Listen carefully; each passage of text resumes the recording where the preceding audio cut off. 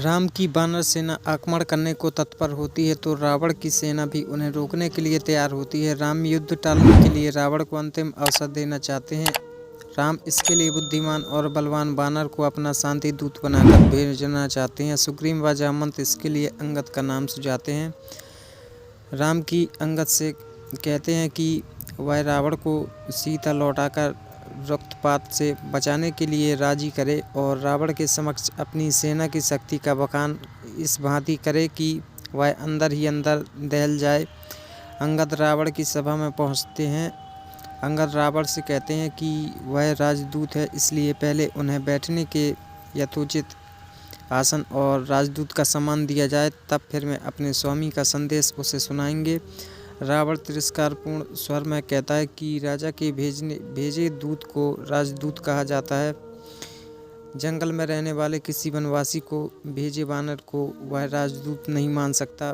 तब अंगद कहते हैं कि इस अपमान का वे अपने स्वामी का प्रस्ताव रखे बिना वापस जा सकते हैं, लेकिन इससे युद्ध अभ्यासी होगा, इसलिए वह इस राजसभा में अपने लिए राजयोजित आसन का निर्माण करने स्वयं अंगद अपनी पूंछ लंबी कर उसके घेरों से रावण के सिंहासन से भी ऊंचा अपना आसन बनाते हैं और उस पर विराजमान होकर गर्वपूर्वक राम का प्रस्ताव रखते हैं। अंगद रावण से कहते हैं कि राम तीनों लोगों के अपने एक बाण से नष्ट करने की शक्ति रखते हैं, इसलिए रावण के लिए हितकार होगा कि वह कुटुंब समेत राम की शरण में चले जाएं और माता जानकी को सादर लौटा दें। रावण उपहास उड़ाते हुए कहता है कि इस भांति प्रस्ताव के पीछे राम का भय परिचालित हो रहा है। राम के हाथ पांव युद्ध के नाम पर कांप रहे हैं। इस पर अंगद राम को सीता स्वयंवर का प्रसंग स्मरण कराने पर बुरी तरह से अपमानित करते हैं। अंगद कहते हैं कि सीता स्वयं में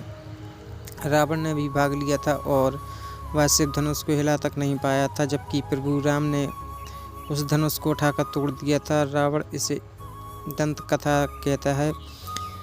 इस पर अंगद रावण को चिढ़ाते हुए कहते हैं कि यह भी एक दंत कथा की है। मेरे पिता वाली रावण नामक और एक प्राणी को 6 माह तक अपनी पूंछ से बांधकर कई पर्वतों पर घुमाते रहे। तब रावण चाल चलाते हुए अंगद से कहता है कि बाली उसकी मित्रता थी, उसे अपने मित्र की हत्या का दुख है। वह अंगद को उकसाता है कि वो धोखे से राम को मारकर अपने पिता बाली की हत्या का प्रतिशोध ले और किष्किंधा की गद्दी पर बैठ जाए।